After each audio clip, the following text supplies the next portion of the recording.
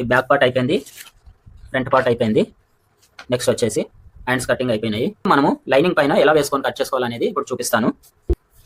ఇప్పుడు చూడండి, లైనింగ్ అనేది ఇలా డబుల్ ఫోల్డింగ్ వేసుకోవాలి. ఫస్ట్ మనము బ్యాక్ పార్ట్ క్లోజ్ పెడుతున్నామా, ఫ్రంట్ పార్ట్ క్లోజ్ పెడుతున్నామా అనేది చెక్ చేసుకోవాలి. ఇది ఇప్పుడు నేను బ్యాక్ పార్ట్ క్లోజ్ పెడుతున్నానండి, ఫ్రంట్ పార్ట్లో ఉక్స్ పెడుతున్నాను. అందుకని చెప్పి ఇది ఎట్ సైడ్ క్లోజ్ ఉంటుందో అటు సైడ్ మనము ఇది వేసుకోవాలి. ఒకవేళ మీరు బ్యాక్ ఉక్స్ పెట్టేసి ఫ్రంట్ మీరు క్లోజ్ పెట్టుకోవాలనుకున్నప్పుడు అప్పుడు ఈ ప్లేస్లో ఫ్రంట్ పార్ట్ అనేది సెట్ చేసుకోవాలి. నేను ఎందుకంటే దీనికి ఫ్రంట్ పార్ట్లో ఉక్స్ పెడుతున్నాను కాబట్టి నేను ఇది అటు సైడ్ వేసి ఓపెన్ ఉన్న సైడ్ కట్ చేసుకుంటాను.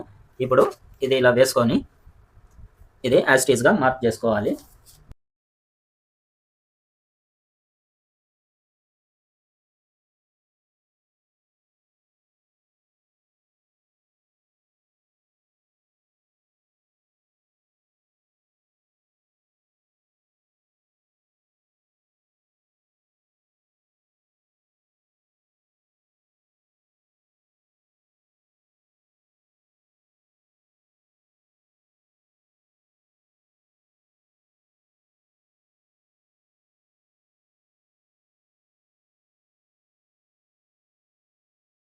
ఇక్కడ ఇలా మార్క్ చేసుకొని ఇక్కడ నుంచి ఇలా మార్క్ చేసుకోవాలి. ఇప్పుడు ఇదే విధంగా మనం స్టిచ్ చేసుకుంటే మీకు కావాలంటే ఇది ఆపోజిట్లో ఇలా అయినా కానీ మీరు ఈ డిజైన్ అనేది వేసుకోవచ్చు. లేదంటే మీరు ఈ స్క్వేర్ షేప్లో అయినా వేసుకోవచ్చు, డైమండ్ షేప్లో అయినా వేసుకోవచ్చు.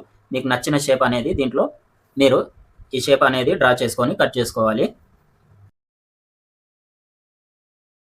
బ్యాక్ పార్ట్ డ్రాయింగ్ అయిపోయింది.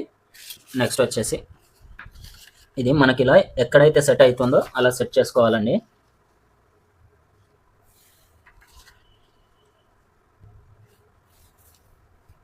చూడండి, ఇప్పుడు ఇలా వేసుకొని ఇది కూడా ఇక్కడ నుంచి ఇక్కడికి ఇలా మార్కింగ్ అయితే ఇలా చేసుకోవాలి.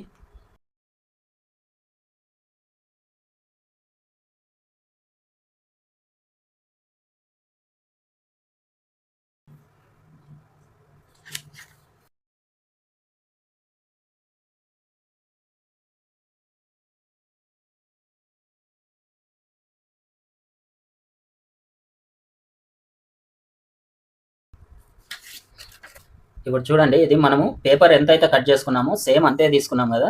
తీసుకున్న తర్వాత మనకి ఏం కావాలి, ఇప్పుడు మనకి ఇక్కడ స్టిచ్చింగ్ కావాలి. ఈ స్టిచ్చింగ్ అనేది ఒక 1/2 ఇంచు మనము ఎక్స్ట్రా యాడ్ చేసుకోవాలి ఇటు సైడ్.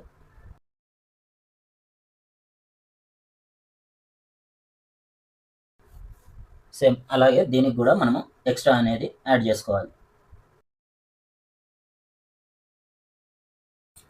ఇప్పుడు ఈ లోపల సైడ్ జాయిన్ చేస్తాం కాబట్టి 1/2 ఇంచు ఎక్స్ట్రా యాడ్ చేసుకున్న తర్వాత మనకు ఫ్రంట్ పార్ట్లో ఉక్స్ వస్తాయి కాబట్టి ఇటు సైడ్ కూడా మనకు ఒక 1/2 ఇంచు కానీ 1/4 ఇంచు కానీ మీరు ఎంత అయితే స్టిచ్ చేస్తారో అంత ఇటు సైడ్ కూడా ఎక్స్ట్రా యాడ్ చేసుకోవాలి. అర్థమైంది కదా. ఇది ఒకవేళ మీరు ఫ్రంట్ పార్ట్లో క్లోజ్ పెట్టినప్పుడు ఇది అవసరం లేదు. అప్పుడు మీరు బ్యాక్ పార్ట్లో ఓపెన్ పెట్టినప్పుడు బ్యాక్ పార్ట్కు ఇలా ఎక్స్ట్రా అనేది అప్పుడు బ్యాక్ పార్ట్కు తీసుకోవాలి. ఇప్పుడు ఇది ఇక్కడ వరకు అయితే కట్ చేసుకుందాం. నెక్స్ట్ వచ్చేసి హ్యాండ్స్ కట్ చేసుకుందాం.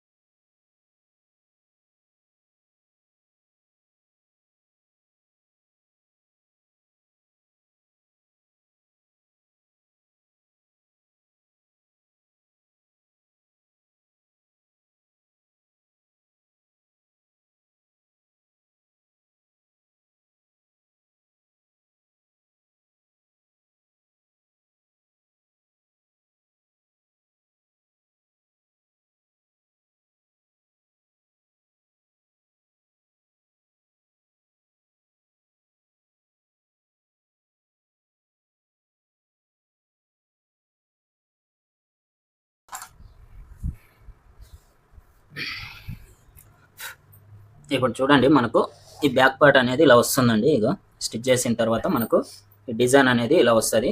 మీకు నచ్చిన డిజైన్ మీరు స్టిచ్ చేసుకోండి. మనకు బ్యాక్ పార్ట్ అయిపోయింది, ఫ్రంట్ పార్ట్ అయిపోయింది. నెక్స్ట్ హ్యాండ్స్ ఎలా కట్ చేసుకోవాలనేది చూద్దాం. ఇప్పుడు చూడండి, ఈ హ్యాండ్స్ కట్ చేసుకునేటప్పుడు ఈ డబల్ ఫోల్డింగ్ ఉంది కదా, ఈ డబల్ ఫోల్డింగ్ అనేది మళ్ళీ ఫోల్డ్ చేసుకోవాలి.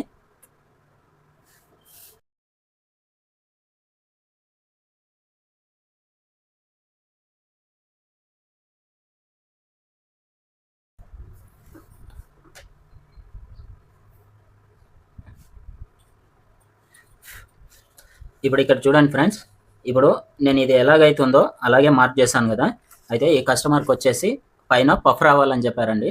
ఇప్పుడు ఆ పఫ్ కూడా మనం పర్ఫెక్ట్గా ఎలా రావాలనేది ఇక్కడ చూపిస్తాను చూడండి. నేను ఇప్పుడు ఇక్కడ నుంచి 1.5 ఇంచుల దగ్గర ఒక మార్క్ చేసుకోవాలి. ఇప్పుడు ఇలా మార్క్ చేసుకున్న తర్వాత ఇప్పుడు మనం ఈ మార్కింగ్ అనేది ఇక్కడ నుంచి వేసుకోవాలి. ఇలా ఇది ఇక్కడ వస్తుంది. మనం నార్మల్ హ్యాండ్స్కి దీనికి డిఫరెన్స్ ఏందనేది ఇక్కడ చూడండి. ఇప్పుడు ఇది సేమ్ ఉంటుంది కింద. ఇప్పుడు ఇక్కడ నుంచి ఇక్కడికి ఇలా వస్తుంది. ఇది అనేది మళ్ళీ క్రాస్గా ఇటు వెళ్తుంది. ఇంతకుముందు మనం నార్మల్ హ్యాండ్స్ పెట్టినప్పుడేమో ఇలా కట్ చేసుకున్నాము. మళ్ళీ తర్వాత ఫ్రంట్ పార్ట్కి వచ్చేసరికి ఇలా లోపలికి వస్తుంది. మనము ఇక్కడ పఫ్ హ్యాండ్స్ కావాలి కాబట్టి ఇప్పుడు చూడండి, ఇక్కడ ఇంత క్లాత్ అనేది ఎక్స్ట్రా తీసుకున్నాను నేను.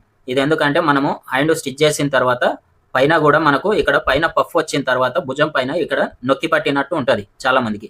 ఇది ఎక్స్ట్రా క్లాత్ ఎందుకు తీసుకున్నానంటే అలా నొక్కి పట్టి ఉండకుండా ఉండడానికి ఈ ఎక్స్ట్రా క్లాత్ అనేది తీసుకున్నాను. ఇప్పుడు ఇక్కడ కూడా ఈ ఎక్స్ట్రా క్లాత్ ఉండడం వల్ల ఏంటంటే ఈ పఫ్తో పాటు ఇక్కడ వరకు కూడా ఈ ఫిట్టింగ్ అనేది ఇక్కడ నొక్కి పట్టినట్టు లేకుండా చాలా నీట్గా వస్తుంది. ఇప్పుడు ఇలా తీసుకున్న తర్వాత ఇప్పుడు ఇక్కడ నుంచి ఇక్కడికి ఎంత ఉంది, ఇది 7 ఇంచులు ఉంది కదా. దీంట్లో సగానికి 3.5 ఇంచుల దగ్గర ఇక్కడ ఒక మార్క్ చేసుకోవాలి. ఇలా మార్క్ చేసుకొని మనం ఈ పఫ్ గురించి క్లాత్ ఎక్స్ట్రా ఎంత తీసుకోవాలనుకుంటున్నామో అంత తీసుకోండి. ఇప్పుడు నేను ఇక్కడ 2.5 ఇంచులు అయితే తీసుకుంటున్నాను. ఇప్పుడు ఇదే తీసుకొని మళ్ళీ ఇక్కడ నుంచి ఇలా పెట్టేసుకోండి. ఇలా పెట్టుకొని ఇక్కడ వరకు ఇక్కడ నుంచి ఇలా డ్రా చేసుకోండి. ఈ పఫ్ హ్యాండ్స్ అనేది ఇలా తీసుకున్నారంటే ఈ పైన పఫ్ అనేది చాలా నీట్గా వస్తుంది. సైడ్లో కూడా మనకి ఇక్కడ నొక్కి పట్టినట్టు లేకుండా ఈ సైడ్ ఫినిషింగ్ కూడా మనకు ఐరన్ కట్ వచ్చినట్టు చాలా నీట్గా వస్తుంది. ఓకేనా, ఇప్పుడు ఇదే విధంగా కట్ చేసుకుందాం.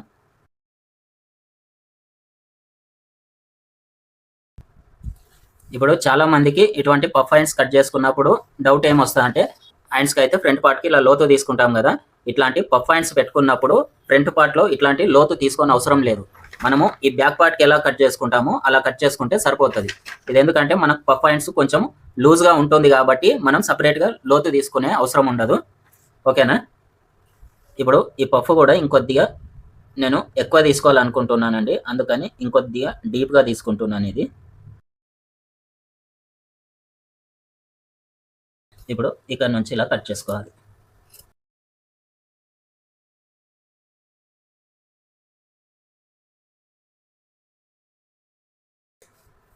ఇప్పుడు మనకు ఇక్కడ కొద్దిగా క్లాత్ తక్కువ వచ్చింది కాబట్టి మనము స్టిచ్ చేసేటప్పుడు ఇది జాయిన్ చేసుకోవాలి.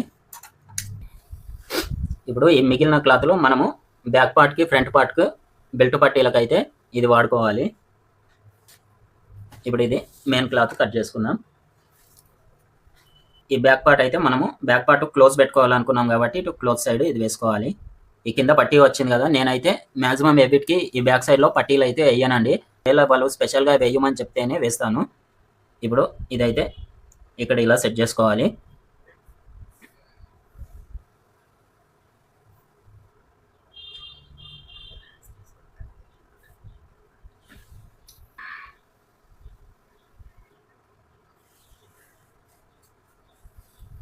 ఇప్పుడు ఇదే విధంగా కట్ చేసుకోవాలి.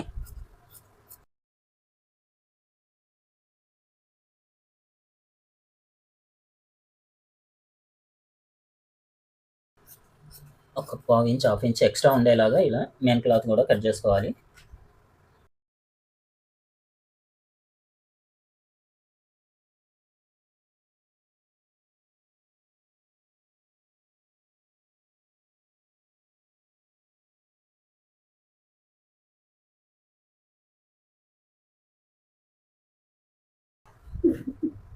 ఈ హ్యాండ్స్ కూడా ఇలా కట్ చేసుకోవాలి.